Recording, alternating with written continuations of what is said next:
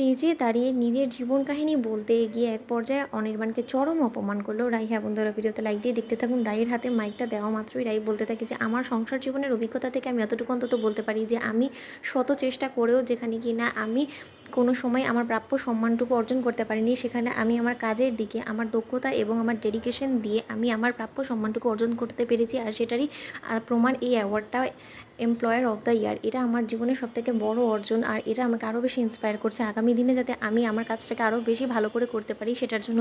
হ্যাঁ, আরেকটা কথা আমার না বললেই নয়, আমার সামনে এমনও পরিস্থিতি এসেছিলো যে যার কারণে কিনা আমার এই কাজের জায়গাটা পর্যন্ত না টলবলে হয়ে গিয়েছিল, কিন্তু তার সত্ত্বেও আমি ভেঙে পড়িনি। আমি সবসময় আমার জীবনে এতটুকু মনে করেছি যে জীবনে বাধা বিপত্তি অনেক আসবে, কিন্তু তার সত্ত্বেও জীবনে আমাদেরকে এগিয়ে যেতেই হবে। আর সবথেকে বেশি ইন্সপায়ার যদি আমাকে কেউ করে থাকে সেটা হলো গিয়ে আমার বস, যার কথা না বললেই নয়। কারণ সে যদি আজকে না থাকতো তাহলে হয়তো আমি এই জায়গায় থাকতে পারতাম না। কারণ আমার যখন এই প্রজেক্টটা করা হয়েছিল ঠিক সেই সময় আমি খুব ভয়ে ভয়ে করেছিলাম এই প্রজেক্টটা, যে হয়তো বা আমি নিউ কামার হিসেবে আমার কোনো ভুল ত্রুটি হতে পারে, কিন্তু তার সত্ত্বেও আমার ছোটোখাটো সেই ভুল ত্রুটিগুলো সে নিখুঁতভাবে আমাকে ধরিয়ে দিয়ে ইন ডিটেলে আমাকে বলে সব কিছু ঠিক করে তারপরে সে রিচেক করে সেই প্রজেক্টটা আমার সাবমিট করেছিল। তার জন্যই এই প্রজেক্টটা আমি এত ভালোভাবে ফুটিয়ে তুলতে পেরেছি। আশা করব সবার কাছেই এটা জিনিসটা ভালো লেগেছে। আর আরেকজনের কথা আমার না বললে হয়তো বা আমার পাপ হবে, কিন্তু সেই মানুষগুলো যদি আজকে আমার পাশে না থাকতো তাহলে হয়তো বা আমি কোনোদিনও এই সিচুয়েশনে এসে দাঁড়াতে পারতাম না। তখন অনির্বাণ মনে মনে খুব আশা করে বসে থাকে যে হয়তো বা রাই এক্ষুনি অনির্বাণের নাম নেবে, কিন্তু তা সত্ত্বেও অনির্বাণকে নিরাশ করে রাই ওর গোটা পরিবারকে ক্রেডিট দিয়ে বলতে থাকে যে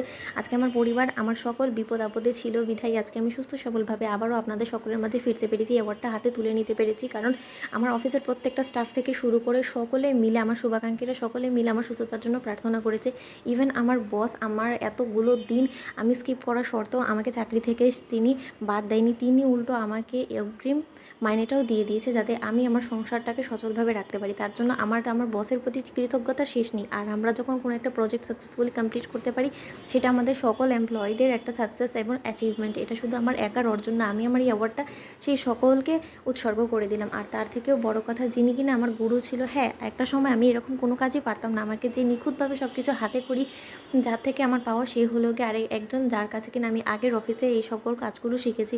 তার কথা না বললেই নয়, সে হলো গিয়ে অনির্বাণ সিনহা। হ্যাঁ, উনিই ছিল আমার সেই গুরু, যিনি কিনা আমাকে সব কিছু খুঁটিনাটি থেকে শুরু করে একবারে নিউ বিগিনারকে যেরকমভাবে শেখাতে হয় ঠিক সেরকমভাবে উনি আমাকে শিখিয়েছেন, আমার সব ভুল ত্রুটি ধরা থেকে শুরু করে সব কিছু।